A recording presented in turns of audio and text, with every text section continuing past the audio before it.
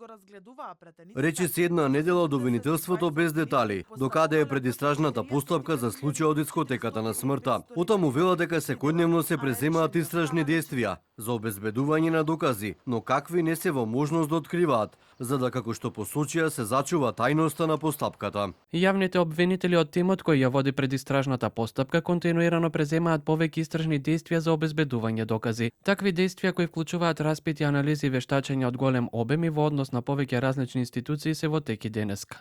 Меѓутоа, за да се зачува тајност на постапката и да се спречи компрометирање на доказите, обвинителството не е во можност во моментов да открива повеќе детали за активностите.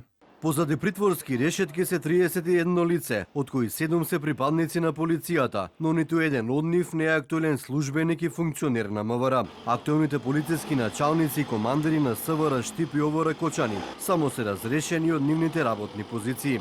Поранешниот началник за безбедност Љубомир Ѓурџевски смета дека досегашната истрага не треба да се политизира. Дали има селективност во истражната постапка? Прашање кој изминативе 10 дена се постава во јавноста. За него е рано да се каже. За селективност можеме да зборуваме, откако ќе биде поднесен јавно обвинителниот акт, кога јасно ќе се види дали некој е иземен од целиот случај. Лично смета дека во истрагата треба да бидат опфатени актуелни припадници на МВР, кои сега се разрешени од нивните функции. Очекувам дека ќе биде проширен можеби и према некој од овие 7 разрешени.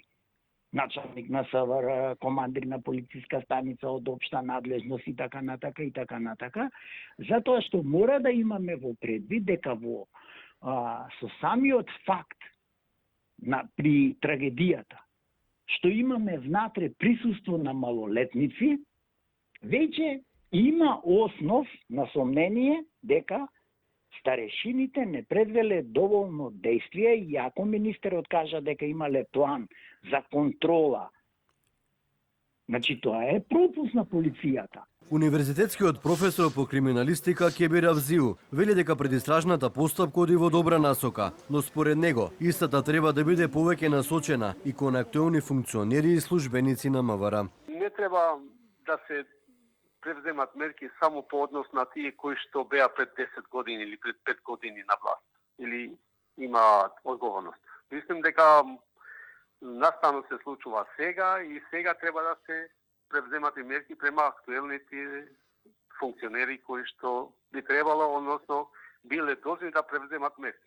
За најголемата трагедија во поновата историја што се случи во Македонија, отворени се две истраги. Едната ја води државното обвинителство, кое ги чешла институциите поврзани со документацијата и работењето на дискотеката. Туку опфатени се 27 луѓе. Другата истрага е во рацете на обвинителството за организиран криминал. Во неа опфатени се 7 поранешни началници и командири од Штип и Кочани, кои дале согласно за лиценцата на Пулс, и тие завршија во притворско одделение во Шутка.